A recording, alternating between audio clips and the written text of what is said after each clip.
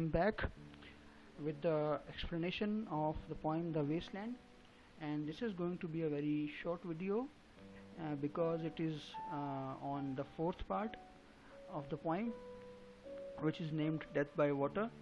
And as you can see, this is a very short part consisting of around 10 lines.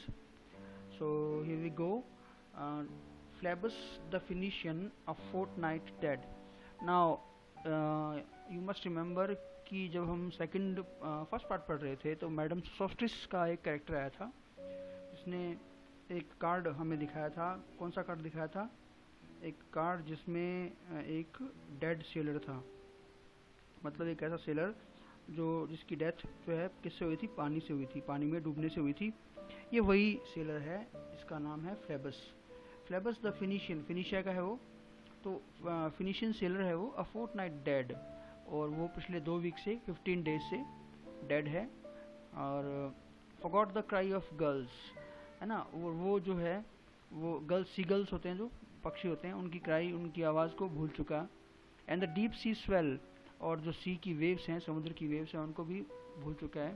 उसके दिमाग में नहीं है, बिकॉज जब आदमी मर रहा होता है तो आदमी के दिमाग में कोई प्राकृतिक नज़ारे या कोई चीज़ नहीं होती है. And the profit and loss, और वो सारे प्रॉफिट और लॉस दुनिया के जितने भी हैं अपने बिजनेस के या शिपिंग बिजनेस के, वो भूल चुका है.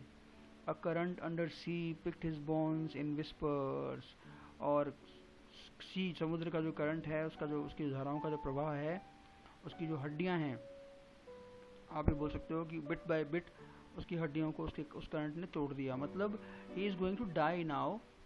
ये जो ऊपर की बात है, ये मर चुका है, ये पहले की बात बता रहा है मरने से, है ना. तो वो मरने वाला है वो. As he rose and fell, जब वो पानी में ऊपर और नीचे हो रहा था, he pass the stages of his age and youth, तो अपनी एज की सारी स्टेजेस को उसने पास किया.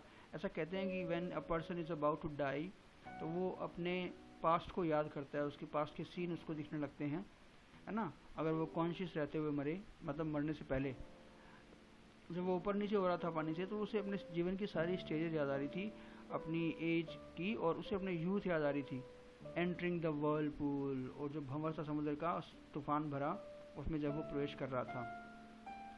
जेंटाइल और जू, जेंटाइल बोलते हैं जो जू ना हो, और जनरली क्रिश्चियंस के लिए यूज़ किया जाता है इसको, चाहे आप क्रिश्चियंस हो चाहे आप जू हो, है ना. O you who turn the wheel and look to windward, और तुम जो जहाज चलाते हो और विंडवर्ड, हवा की तरफ देखते हो. ये तो इसकी हिंदी हो गई. कहने का मतलब ये है कि तुम जिस लाइफ को चलाए जा रहे हो और लाइफ का सामना किए जा रहे हो, इस लाइफ का जो तुम इस वेस्टलैंड में जी रहे हो ना. कंसीडर फ्लेबस, तो एक बार फ्लेबस को भी याद कर लो. Who once was handsome and tall as you, जो तुम्हारे जैसा ही हैंडसम और टॉल था. मतलब क्या हुआ इस छोटे ऐसे पार्ट का, कि तुम जिस तरह की ज़िंदगी जी रहे हो, उस ज़िंदगी का अंत जो है ना, वो चाहे तुम स्मार्ट हो, चाहे तुम हैंडसम हो, चाहे तुम कुछ भी करते हो, तुम कितना भी बिजनेस करते हो, है ना, तुम्हारा जो बिजनेस है, तुम्हारा जो पैसा है, प्रॉफिट लॉस है, वो किसी काम का नहीं है ना. Because one day everybody has to die. ना डेथ बाय वाटर जो है, वो दोनों चीज़ों को सिंबलाइज करता है. यहाँ पे वाटर जो है वो लाइफ का भी प्रतीक है, और वाटर जो है वो डेथ का प्रतीक बना है यहाँ पे. तो मीन्स वो जो गॉड है वो दोनों चीज़ों का सोर्स है. लाइफ भी वो देता है, डेथ भी वो देता है हमें. सो इट सिंपली मीन्स कि one has to remember one thing, कि आप कुछ भी कर रहे हो, कैसे भी कर रहे हो, the end is one for all. Gray की लाइन भी याद आती है मुझे इससे, है ना, जो the paths of glory lead but to the grave, है ना. वो लाइन आपने पढ़ी होंगी कि अमीर गरीब सबके लिए एक ही रास्ता है. सो एलियट जो है वो मृत्यु का डर जो है वो चाहता है कि लोगों में हो. और मृत्यु का डर होने का मतलब ये नहीं है कि जिस तरह से जी रहे हैं उस तरह ही जीते रहें. मृत्यु के डर से उनको ये सोचना चाहिए कि उन्हें अपनी लाइफ को कैसे अच्छा करना है. So this was the part 4th, death by water. As I told you, it's going to be a very short part. So here we go. After the torchlight red on sweaty faces, after the frosty silence in the gardens, and after the agony in stony places, the shouting and the crying, prison and palace and reverberation of thunder of spring over distant mountains, he who was living is now dead, we who were living are now dying. Now ये जो scene है, ये Jesus Christ यानी कि ईसा मसीह जो है, उनको जब क्रूसीफाई किया गया था, जब उनको सूली पे लटकाया गया था, तब का सीन है ये. तब के बारे में बता रहा है कि उस समय क्या क्या हुआ था. तो after the torch light red on sweaty faces, पसीने भरे चेहरों पर जो लालटेन की जो रेड लाइट पड़ रही थी वो उसके बाद, और Frosty silence in the gardens, जो गार्डन्स थे बिल्कुल कोल्ड और लाइफलेस हो गए थे, साइलेंस सब जगह छा गई थी। After the agony in stony places, और जो पत्थर के बने हुए महल थे, जगहें थी, उन सब जगहों पे क्या छा गया था? दुख छा गया था। एगनी मीन्स दुख। The shouting and the crying, prison and palaces, और हर जगह शाउटिंग और क्राइंग हो रही थी, है ना, क्योंकि ईसा मसीह को, जीसस क्राइस्ट को मारने वाले जो लोग थे, वो ज्यूज जो थे वो संख्या में कम थे, उसके बावजूद भी क्योंकि वो राजा या किंग जो है उनके फेवरेट थे, या उनके उनके उनके कहने पर जो है ईसा मसीह को लटकाया जा रहा था, इसलिए विरोध जो है वो खुल के सामने नहीं आ पाया था लोगों का। तो everybody was shouting and crying. Prison and palaces, और चाहे वो जेल हो जहाँ पे ईसा मसीह को रखा गया था और यातनाएं दी गई थी, चाहे वो महल हो जहाँ पे लोग रहते थे, सब जगह पे। After the echoes of spring thunder over distant mountains, मतलब जो माउंटेन्स पे रिवर्बरेशन माने इको था, थंडर और स्प्रिंग ऑफ स्प्रिंग, और जो तूफान था, तूफान की जो स्प्रिंग में चलने वाला तूफान है, जो स्प्रिंग में तूफान आ रहा था, जो उसकी जो आवाज़ है वो दूर माउंटेन्स पे रिवर्बरेट कर रही थी, इको कर रही थी। और उसके बाद क्या हुआ था? He who was living is now dead, और ईसा मसीह के लिए बोला जा रहा है कि ईसा मसीह जो कि लिविंग थे अब तक, he is now dead. We who were living are now dying, और अब हम जो जी रहे थे अब मर रहे हैं। मतलब उसके बिना, रिलीजन के बिना, धर्म के बिना, we are all like dying with a little patience slowly, हम बहुत धीरे धीरे मर रहे हैं। Here is no water but only rock, यहाँ पर पानी नहीं है, सिर्फ पत्थर हैं। ये फिर से रेफरेंस आ गया, कौन सा? सेकंड स्टैंजा का। मतलब यहाँ पर जो है लाइफ नहीं है, वाटर नहीं है, रॉक, लाइफलेस है वो सब कुछ। Rock and no water, repeat कर रहा है वो, सिर्फ लाइफलेसनेस है, लाइफ नहीं है। एंड द सैंडी रोड, और जो रोड है वो भी कैसी हो गई है? सैंड से भरी हुई, मिट्टी से भरी हुई। और मिट्टी तो हमेशा ही जो है वो डेथ को रिप्रेजेंट करती है, डेड होने को रिप्रेजेंट करती है। The road winding above among the mountains, और जो रोड है वो घूमती हुई माउंटेन्स जो है उनके पास पहुंच रही है। Which are mountains of rock without water, और ये माउंटेन्स भी कैसे हैं? पत्थरों वाले, इसमें कोई पानी नहीं है। इफ़ देयर वर वाटर, अगर पानी होता, we should stop and drink, तो हम रुकते और रुककर उसको पीते। मतलब अगर कहीं पर भी रिलीजियसनेस होती, कहीं पर भी स्पिरिचुअलिटी होती, तो शायद हम रुकते और उस लाइफ को हम इंजॉय करते। Amongst the rock one can not stop और थिंक, लेकिन रॉक्स के बीच में कोई रुककर कुछ सोच नहीं सकता। मतलब ये जो लाइफ यहाँ पे हो गई है, यहाँ पर किसी के पास रुकने का और सोचने का समय नहीं है ना। यहाँ तक कि sweat is dry and feet are in the sand, हमारा पसीना भी सूख चुका है। स्वेट जो है बाइबल में भी रिप्रेजेंट करता है किसको? हार्ड वर्क को, और हार्ड वर्क का मतलब यहाँ पे ऑनेस्ट वर्क को। स्वेट इज़ ड्राई, हमारा पसीना तक सूख चुका है। And feet are in the sand, और हमारे जो पैर हैं वो क्या हैं? रेत में धसे हुए हैं। Means we are stopped by the dead customs. और कस्टम्स कौन सी? यहाँ पे कस्टम का मतलब ओल्ड कस्टम्स नहीं है, जो हमने वर्ल्ड वॉर फर्स्ट के बाद डेवलप कर लिया ना अपने जीने का तरीका, उसकी बात कर रहा है। If there were only water amongst the rock, काश पानी होता अमंग्स द रॉक, इन चट्टानों के बीच में। Dead mountain mouth of carious teeth that can not spit, dead mountain mouth of carious teeth that can not spit. और ये जो जगह है, जो माउंटेन है, वो एक ऐसे माउथ की तरह है ऑफ कैरियस टीथ, जिसके दांत जो हैं वो डिकेड, कैरियस में डिकेड, जिसमें मतलब आप बोल सकते हो गल गए हैं, सड़ गए हैं, खराब हो गए हैं, है ही नहीं। मतलब दैट कैन नॉट स्पिट, जो बाहर थूक तक नहीं फेंक सकते। मतलब ये माउंटेन ऐसे हो गए हैं जैसे किसी का माउथ हो जो थूक नहीं सकता हो। मतलब माउंटेन से पानी नहीं आ सकता, मेटाफोर हो गया ना ये। और माउथ बोला है तो पर्सोनिफिकेशन भी हो गया, बट मैं आपको पहले ही बोल चुका हूँ कि personification is also a kind of metaphor. तो जब आपको मेटाफोर और पर्सोनिफिकेशन दोनों दिखते हैं कहीं एक जगह पे, किसी एक जगह पे, तो वहाँ पर मेटाफोर जो है उसको कंसिडर करना ज़्यादा सही रहता है। Here one can neither stand nor lie nor sit, यहाँ पर ना तो कोई खड़ा हो सकता है, ना ही लेट सकता है, ना ही बैठ सकता है। मतलब ये जगह ऐसी है जहाँ कुछ भी नहीं किया जाना चाहिए। ये वेस्टलैंड ऐसी है जहाँ पे हमें जीना ही नहीं चाहिए, हमें रहना ही नहीं चाहिए। Now there is not even silence in the mountains, और माउंटेन्स में यहाँ तक और तो कुछ है ही नहीं, साइलेंस भी नहीं है, मतलब शांति भी नहीं है इंसान को। क्यों शांति नहीं है? But dry sterile thunder without rain, के ऊपर यहाँ पर सूखे तूफान की आवाज़ है। स्टेराइल मैंने जो पानी ना दे सके, जो बंजर हो, और जो विदाउट रेन, बिना बरसात की हो। मतलब यहाँ पर थंडर जो है वो आवाज़ें करता रहता है, तूफान आवाज़ें करता रहता है, शांति भी नहीं है। और तो कुछ है हो ना हो, शांति भी नहीं है। There is not even solitude in the mountains, और यहाँ पर माउंटेन्स में एकांत भी नहीं है, एकांत भी नहीं है। But red sullen faces sneer and snarl.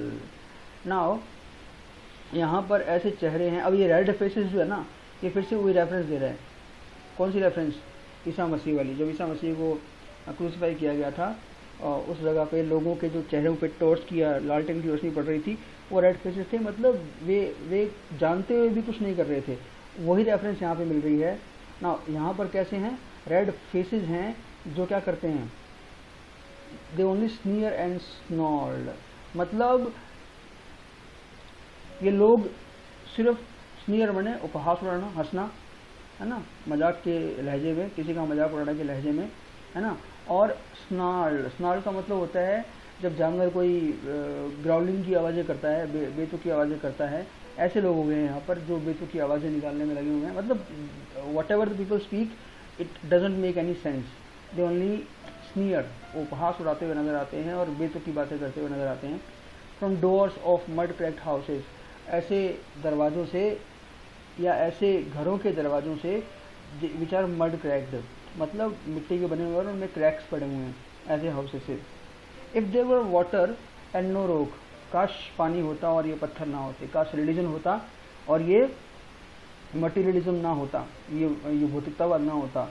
If there were rock, अगर रॉक होते एंड ऑल्सो वाटर, और पानी भी होता, मतलब चलो ठीक है, मान लिया कि मटेरियलिज्म तो होना था ही था, लेकिन ये मटेरियलिज्म भी होता, लेकिन उसके साथ साथ थोड़ी सी रिलीजियसनेस भी होती तो भी चलता।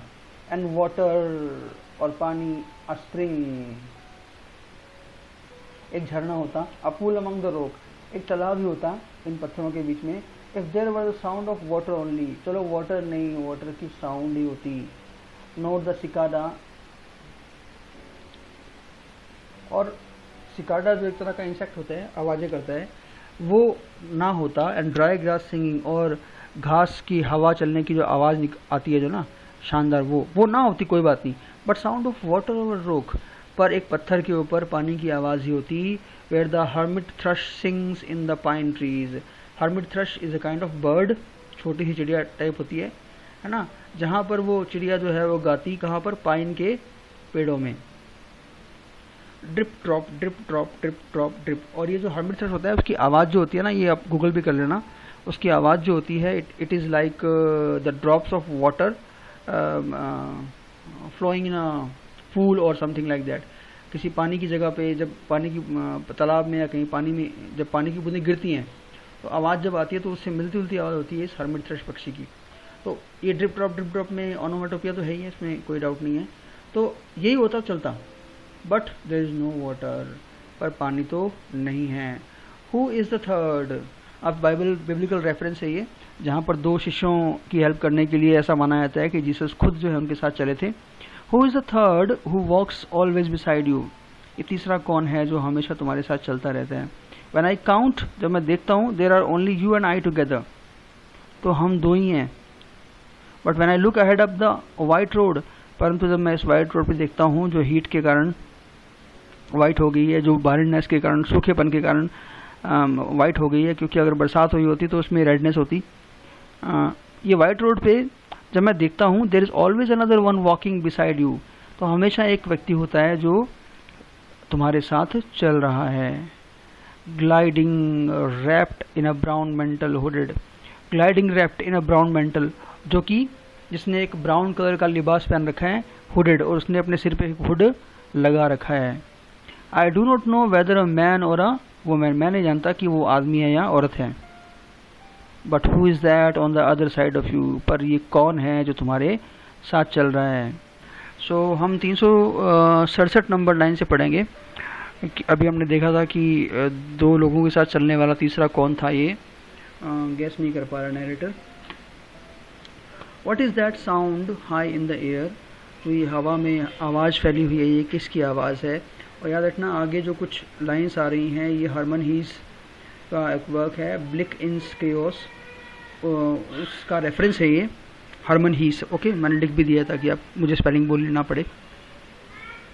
सो ये जो लाइंस हैं इनमें हरमन हीस जो है वो केओस जो चारों तरफ छा गया है पूरे वर्ल्ड में, खासकर यूरोपियन कंट्रीज़ में, उसके बारे में बात करता है ना, कि किस तरह से वर्ल्ड जो सिविलाइजेशन है it is going towards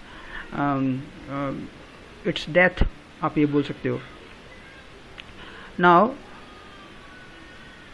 what is that sound high in air, murmur of maternal lamentation. ये करंट यूरोप की बात तो हो ही रही है, लेकिन ये उस वापस सीन पे चलते हैं हम क्रूसिफिकेशन के। मर्मर ऑफ मैटरनल लेमेंटेशन की मदरली जो दुख है उस दुख के बारे में भी यहाँ पे क्या हो रही है, बात हो रही है। बिकॉज जब जीसस क्राइस्ट को क्रूसीफाई किया गया था तब रोने वाले लोगों में एक माँ भी थी, उनकी मदर भी थी, है ना, जिसको वर्जिन मैरी भी बोलते हैं। Who are those hooded hordes swarming, और ये लोग जिन्होंने हुड पहन रखे हैं, ये स्वार्मिंग मतलब बहुत बड़ी संख्या में कौन आ रहे हैं ये, ओवर द एंडलेस प्लेन्स, और जो मैदानों से, एंडलेस मैदान मतलब जिनका कोई एंड ही नहीं है ना, हाइपरबली। स्टम्बलिंग इन क्रैकड अर्थ, और टूटी फूटी धरती पर लड़खड़ाते हुए। क्रैकड अर्थ जो है वो बैरननेस को सजेस्ट करती है। Ringed by the flat horizon only, और जो ये अर्थ है इट इज़ रिंग्ड मैंने surrounded by the flat horizon, मतलब ऐसा लगता है कि होराइजन तक, दूर तक, क्षितिज तक सिर्फ ये लोग जो हैं केवल यही आ रहे हैं दूर से ना। What is the city over the mountains, और ये माउंटेन्स पे कौन सी सिटी है। Cracks and reforms and bursts in the violet air, cracks and reforms and burst in the violet air. Violet word से कुछ याद आया होगा आपको, वायलेट वर्ड 2 बार आ चुका है पहले, इवनिंग को रिप्रेजेंट करता है। नाउ अब इस डस्क के टाइम पे, शाम के टाइम पे, वायलेट आर पे कुछ क्रैक्स की आवाज़ आ रही है ना, मतलब टूटने फूटने की। रिपेयर्स, रिफॉर्म का मतलब यहाँ पे रिपेयर, एंड बर्स्ट, और बर्स्ट का मतलब एक्सप्लोजन। तो मतलब ये चीज़ें जो हैं ये आगे आने वाली लाइन को एक्सप्लेन कर रही हैं। मतलब ये सिविलाइजेशंस जो हैं, जो पहले टूटी है ना, क्रैक हुई, फिर वापस से बनी और फिर वापस से तबाह हो गई, है ना। फॉलिंग टावर्स, फॉलिंग टावर्स वैसे तो हिंदी करें तो टावर्स गिरते हुए, बट टावर हमेशा इस पोएम में आपने देखा होगा चर्च को रिप्रेजेंट कर रहा है, रिलीजियस होने को रिप्रेजेंट कर रहा है, उनके गिरते हुए towers. Jerusalem, Athens, Alexandria, Vienna, London, unreal, ये सारी की सारी सिटीज़ जो हैं, चाहे वो जेरूसलम हो, चाहे वो एथेंस हो, चाहे वो अलेक्जेंड्रिया हो, चाहे वो वियना हो, चाहे लंदन हो, every city has now become unreal. तो यहाँ तक की जो लाइन्स हैं ये हरमन हीस को रिप्रेजेंट करती हैं। आगे जो लाइन आएंगी जो अ वुमेन से, ये जो है जो पैराडाइस चैपल की कॉन्सेप्ट है, जो चर्च है जिसको क्रॉस करके फिशर किंग को जाना होगा, जहाँ से उसको होली ग्रेल मिलेगी। बट ये चूँकि एक बड़ा टास्क है होली ग्रेल को प्राप्त करना, तो ये चर्च जो है वो पैराडाइस है, खतरनाक है ना।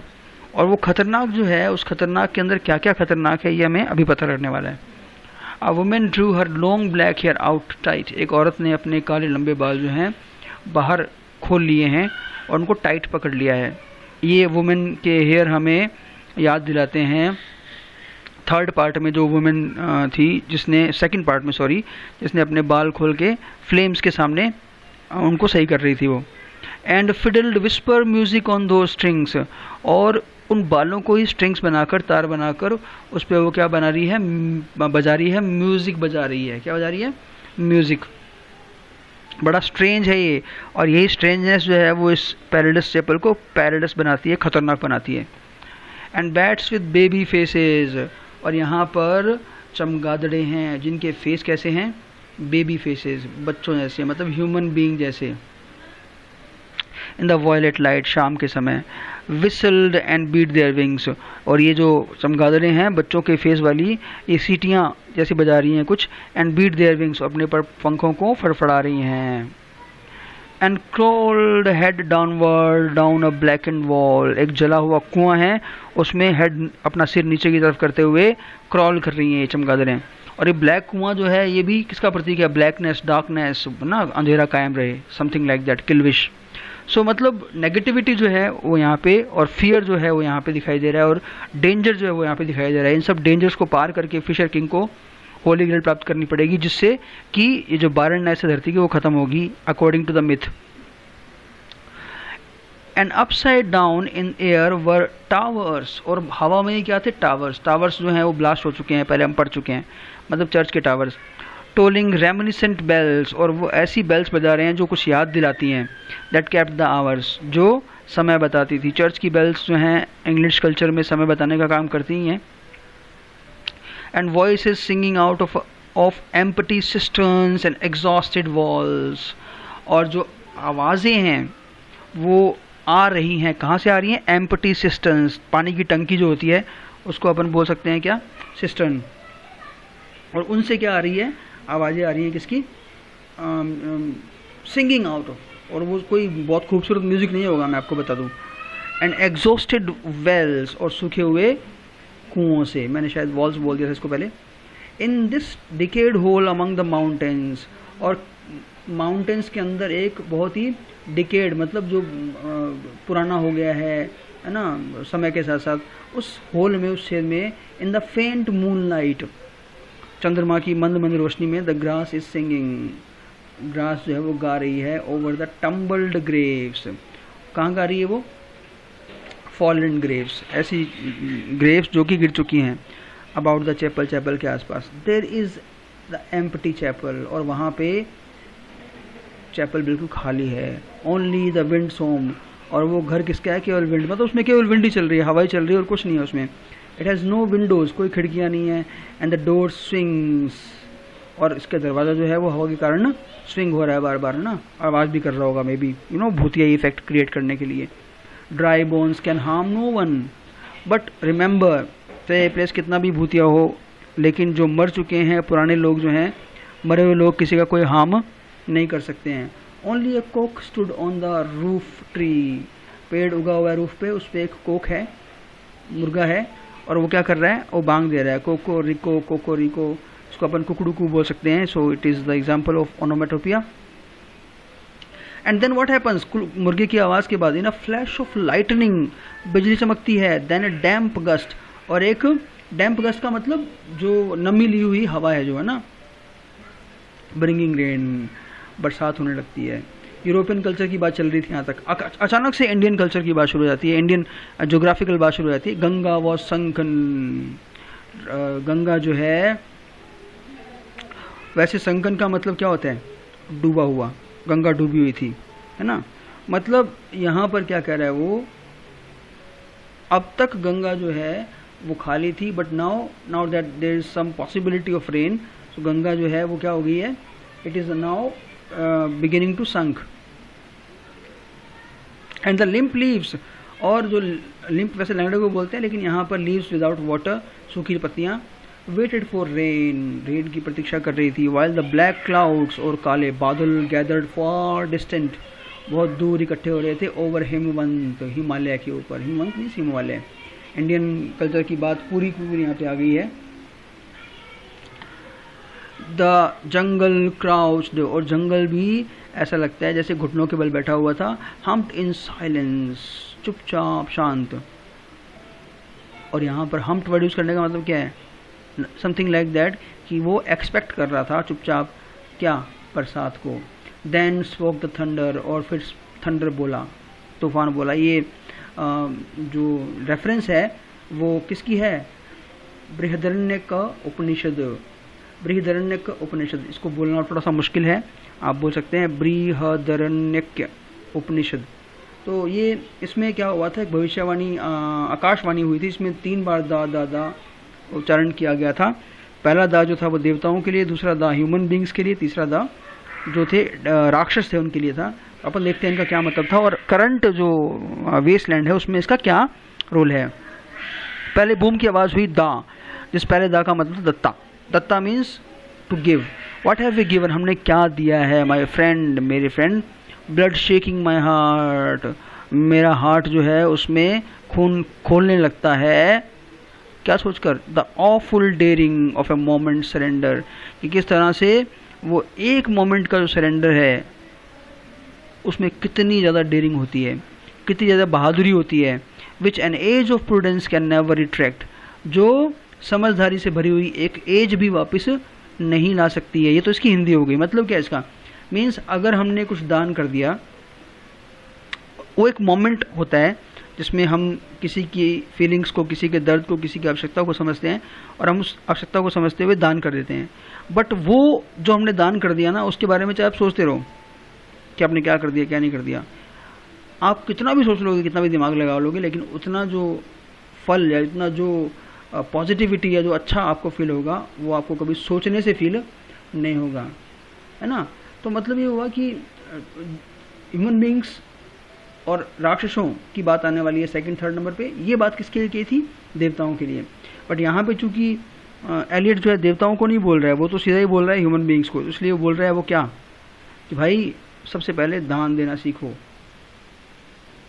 सो 401 में है दा, बूम की आवाज़ होती है, थंडर की। और मैंने आपको बताया था कल कि ये बृहदरण्यक उपनिषद है, आप इसको सही बोल लेना, बृहदरण्यक उपनिषद। तो इस दा का मतलब पहले का जो है दत्ता, और 3 दा होंगे, दत्ता, दम्यता, दयाधम। और तीनों जो हैं ओरिजिनली जो हैं वो पहला दा जो है वो देवताओं के लिए, दूसरा ह्यूमन बींग्स के लिए, तीसरा दानवों के लिए यूज़ किया गया था। बट यहाँ पे हम सबको ही बताया गया, बिकॉज यहाँ पे हम किसी दानव या मनुष्य या देवता में कोई डिफरेंस नहीं कर रहे हैं। सो दत्ता means to give. What have we given, हमने क्या दिया है। My friend, blood shaking my heart, मेरे दिल में, मेरे हार्ट में उस समय खून जो है खोलने लगता है ये सोचकर कि हमने दिया क्या है ना। The awful daring of a moment surrender which an age of prudence can never retract. ये जो 2 लाइन्स हैं इनको दोबारा ढंग से सुनना, कि हमारा जो टाइम है, हमारी जो वेस्टलैंड के लोग हैं वो क्या कर रहे हैं, द ऑफुल डेयरिंग, वो हिम्मत करते हैं जो, ऑफ अ मोमेंट सरेंडर, एक मोमेंट भर का, क्षण भर का एक सरेंडर होता है, समर्पण होता है। और समर्पण वर्ड अच्छा नहीं होगा, because it this surrender is used for lust, है ना, हवस के लिए। तो जो ये जो तुम कुछ समय के लिए लस्ट के अधीन हो जाते हो, उसके गिरफ्त में आ जाते हो, जिसको कि which an age of prudence can never retract. उसके बाद तुम कितना भी सोच लो, कितना भी समझदारी दिखा लो, वो जो हो गया वो हो गया, वो वापस कभी लाया नहीं जा सकता है। By this and this only we have existed, और हमारा पूरा जीवन जो है ना वो इसी में ही कटा है।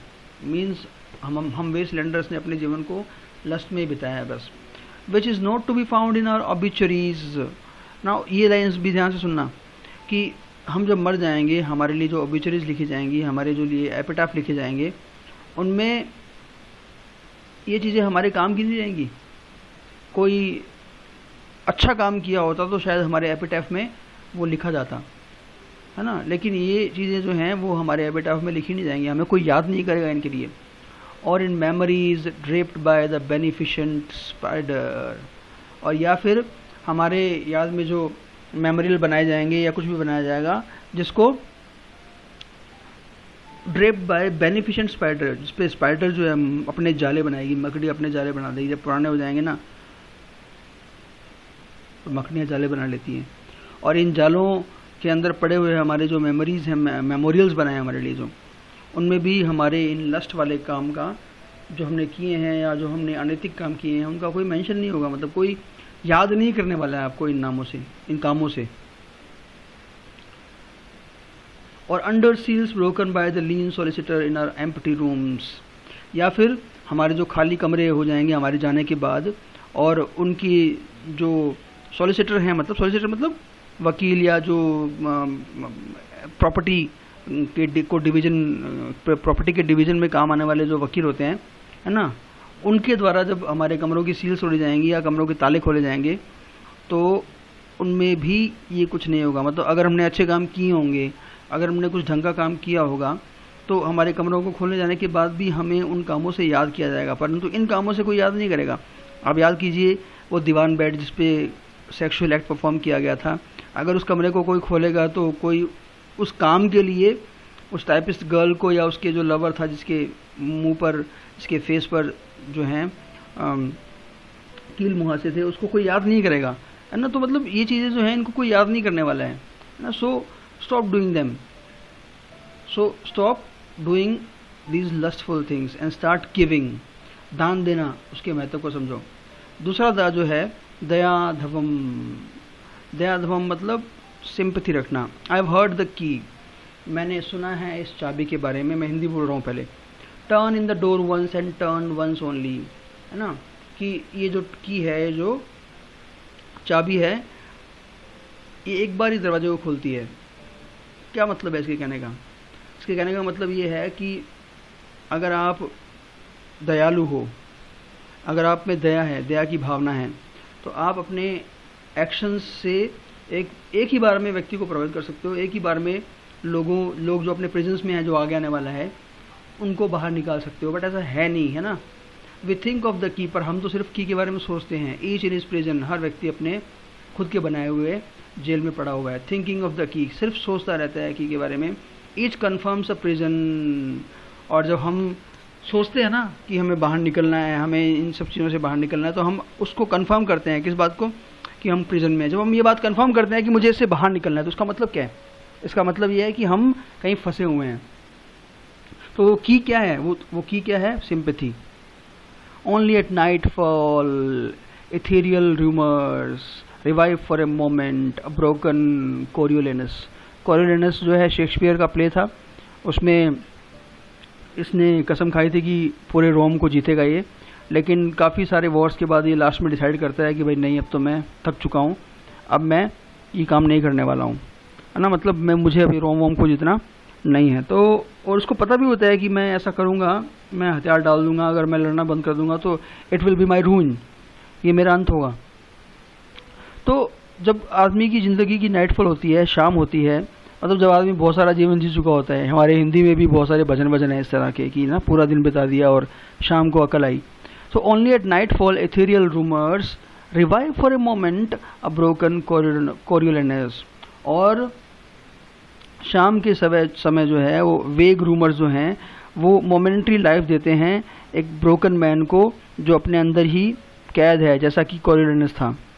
मतलब ये है कि दया हमें शुरू से दिखानी चाहिए, ना कि जब हमारी ज़िंदगी का अंत आ जाए तब, है ना। लास्ट दा जो है उसका मतलब है दम्यता। दम्यता मतलब control. The boat responded gaily to the hand expert with sail and oar. वो हाथ जो एक्सपर्ट हैं पतवार चलाने में और नाव संभालने में, उसको बोट भी क्या करती है? खुशी खुशी रिस्पॉन्ड करती है। और हैंड यहाँ पे सिनेक्टकी का एग्जांपल है, बिकॉज इंसान की बात कर रहे हैं। तो मतलब कहने का भावार्थ है कि जो आदमी कंट्रोल में रहना सीख लेता है ना, उसको हर कोई रिस्पॉन्ड जो है वो खुशी से करता है। यहाँ पे बोट के एग्जाम्पल से समझाया है इसने। द सी वॉज काम, समुद्र शांत था। Your heart would have responded गेली, और तुम्हारे हार्ट ने भी बहुत ही खुशी से रिस्पॉन्ड किया होगा। When invited beating obedient to controlling hands, और जब तुम्हें इनवाइट किया गया, जब सी काम का मतलब कंट्रोल था सी पूरा, तो आप भी समुद्र में खुशी खुशी जाते हैं। Beating obedient to controlling hands, और समुद्र भी क्या हो गया? Obedient to controlling hands. तुम्हारे जो हाथ थे कंट्रोलिंग, फिर सिनेक्ट की है। कहने का मतलब ये है कि चीज़ें एक लेवल तक कंट्रोल में होनी चाहिए, और कंट्रोल करना, दम्यता बहुत ही ज़रूरी है इंसानों के लिए। हालांकि बृहन्नकनो जो भी था उपनिषद, सॉरी प्रोनाउंसिएशन में गड़बड़ हो रही है, उसमें ये बात दानवों के लिए बोली गई थी कि उनको कंट्रोल करना सीखना चाहिए, पर यही बात हम इंसानों पे भी लागू होती है। तो पहला दा जो है वो क्या है? दान देना। दूसरा दा क्या है? दत्ता, दम्यता। दम्यता क्या होता है? दत्ता, दयाधम। दयाधम क्या होता है? सिंपैथी। तीसरा कंट्रोल। इन तीन चीज़ों से जो वेस्टलैंडर्स हैं वो अपनी स्थिति को सुधार सकते हैं। I sat upon the shore, मैं किनारे पे बैठा हुआ था। फिशर किंग का रेफरेंस है ये। Fishing with the arid plain behind me. मैं जो है किनारे बैठा हुआ था और मैं मछलियाँ पकड़ रहा था और मेरे पीछे क्या थे, barren plain, बंजर भूमि. Shall I at least set my lands in order? और ये भी बिब्लिकल रेफरेंस है कि मुझे अपने ज़मीन को ऑर्डर में सुव्यवस्थित तरीके से रखना चाहिए. क्या बिब्लिकल रेफरेंस इसलिए है क्योंकि बाइबल में ये इंसान जो मरने वाला होता है उसको कहा जाता है कि भाई तुम्हारा अंत आ गया है तो तुम्हें अपना सब कुछ व्यवस्थित कर लेना चाहिए, सेट कर लेना चाहिए. क्यों मुझे सब कुछ सेट कर लेना चाहिए? Because London bridge is falling down, falling down, falling down. वैसे तो ये एक नर्सरी राइम है बच्चों की, लेकिन यहाँ पर बहुत सीरियस इम्प्लीकेशन है इसका. आपने सेकंड पार्ट में पढ़ा होगा कि कैसे लंदन ब्रिज पे एक भीड़ जो है वो मुर्दा लोगों की चल रही है, तो वो लंदन ब्रिज जो है वो गिर रहा है ना. मतलब अब सब कुछ ख़त्म हो रहा है. और पहले भी बोल चुका है ना कि बहुत सारी सभ्यताएं जो हैं वो क्या हो रही हैं, ख़त्म हो रही हैं. पोएस्टोसे नेल फोको शे ग्ली एफिना, इसका जो मतलब है वो क्या है कि he hid himself in the fire which refines him, उसने अपने आप को उस फायर में छुपा लिया जो उसको रिफाइन करने वाली है. तो उसने अपने आप को फायर में डाल दिया जो उसको रिफाइन करेगी. ये दांते की परगैटेरियो का रेफरेंस है, मतलब डिवाइन कॉमेडी का रेफरेंस है. नेक्स्ट जो लाइन है वो है क्वांडो फियम यूटी शेरिडोन ओ स्वेलो स्वेलो. जो ये लाइन है ये वैनरिस के फिलोमिला नाम के वर्क से लेगी और वैसे भी ये रेफरेंस भी है. आपको अगर ध्यान हो तो हमने फिलोमिला के बारे में पढ़ा था जिसको किंग टेरेस द्वारा रेप किया गया था और वो क्या बन गई थी, एक बर्ड बन के, एक स्वेलो बन के उड़ गई थी. नाउ इस लाइन का मतलब ये है कि मैं कब वो स्वेलो बनूंगा या बनूंगी, है ना. तो because I want to convey my message to the westlanders, और काश मैं भी वो स्वेलो बन के उड़ पाऊँ और जाकर लोगों को अपना मैसेज दे पाऊँ. ले प्रेंस डी एक्वेंटिन ए ला टूअ अबोली, ये भी रेफरेंस है. नर्वल राइटर हैं और इनका सोनेट है एल डेसिडिकाडो, है ना, उससे ये लाइन ली गई है. इसका हिंदी मीनिंग है जो प्रिंस ऑफ एक्वेंटिन है वो उस तबाह हुए रूइंड हुए टावर में कैद है. तो वैसे अगर देखा जाए तो ये जो 7-8 लाइन्स हैं इनमें से 8 लाइन्स में से 7 लाइन जो हैं वो एलियट की खुद की है ही नहीं, कॉपी करी हुई हैं. और एक लाइन जो उसकी खुद की है और वो कौन सी है, 431. मैं आपको पहले वो बता दूं उसके बाद बात करेंगे ऊपर की लाइन्स का, कि these fragments I have showed against my ruins, कि मैंने जो मेरी वेस्टलैंड है जो रूइन हो चुकी है उसके अंदर मैंने ये फ्रेगमेंट्स इकट्ठे किए हैं. मतलब ये पोइम जो है इस वक्त इस लाइन में सेल्फ कॉन्शियस हो गई है इस बात को लेकर कि ये पोइम एक्चुअली पूरी फ्रेगमेंट्स में ही बनी हुई है. और जब ये जो पोइम अपने आप में सेल्फ कॉन्शियस हो जाती है कि भाई बता रहा है वो कि भाई ये पोइम फ्रेगमेंट्स ही हैं, तो इसका मतलब ये है कि ये इस फ्रेगमेंटेशन के चार्जेस से उभर गई है. ये खुद बता रहा है कि फ्रेगमेंट्स हैं, because so is the world, so is the wasteland, है ना. तो मैंने ये फ्रेगमेंट्स को इकट्ठा किया है. व्हेन वाई देन इले फिट यू, इले को अपन आइल बोलेंगे. और जो ये 432 नंबर लाइन है ये किड की स्पेनिश ट्रेजेडी की लाइन है. Again T.S.. एलियट की खुद की लाइन नहीं है. तो मैंने जो ये इकट्ठे किए हैं वाई देन, ये क्यों होंगे, I will fit you. I will fit you में हिरण्यमु जो है वो अपने बेटे के मर्डरर्स को बोलता है क्योंकि वो चाहता है कि उसके बेटे के मर्डरर्स उसके द्वारा लिखे गए प्ले में रोल करें. तो उनको वो कन्विंस कर रहा होता है कि ठीक है मैं तुम्हें इसमें रोल दे दूंगा, आई विल फिट यू. तो लेकिन एलियट यहाँ बोलता है कि ये जो फ्रेगमेंट्स मैंने इकट्ठे किए हैं वो तुम्हें इजीली समझ में क्यों आएंगे, क्यों तुम्हें फिट होंगे, है ना. क्यों होंगे ऐसा, बिकॉज हिरण्यमु इज मैड अगेन, हिरण्यमु जो है वो फिर से पागल हो गया है. और वैसे स्पेनिश ट्रेजेडी का सेकंड टाइटल भी यही है, हिरण्यमु इज मैड अगेन.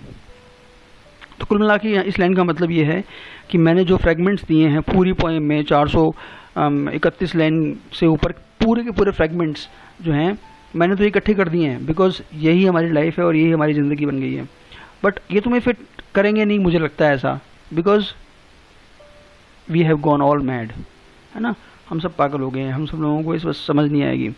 और फिर उसका इलाज जो है वो एक छोटा सा इलाज ऑफ़र करता है हमें सजेशन के रूप में, क्या, दत्ता दयाध्वम दम्यता, कि दान देना, सिंपैथी रखना और कंट्रोल रखना। अगर ये तुम कर सकते हो तो there will be shanti shanti shanti, there will be peace everywhere. ख़त्म भी जो ये लाइन है वो इंडियन स्क्रिप्चर्स के रेफरेंस से होती है ना, उपनिषद के रेफरेंस से होती है। तो इसलिए ये एक पोइम है जो हमारे इस पूरे वर्ल्ड को, जो कि फ्रेगमेंटेड हो चुका है, कहीं पर भी कोई कनेक्शन जो है किसी एक चीज़ का दूसरी चीज़ से नहीं बनता है, उस फ्रेगमेंटेशन की ये कहानी है। और ये पोइम खुद उस कहानी को फ्रेगमेंटेड तरीके से ही सुना रही है, इससे बेस्ट तरीका तो हो नहीं सकता था। इसीलिए एलियट की जो ये पोइम है वो 20वीं सेंचुरी की सबसे अच्छी पोइम्स में से एक मानी जाती है। सो ये 15 मिनट का वीडियो हो चुका है। आई वॉज थिंकिंग कि ये 5-8 मिनट में ख़त्म हो जाएगा, तो मैं आपको कुछ और सूचनाएं दूंगा, but I will convey those important pieces of information in the channel itself. So that will be all. तो बहुत बहुत बधाई हो आपको, हमने वेस्टलैंड पोइम को पूरा पढ़ लिया है। Thank you.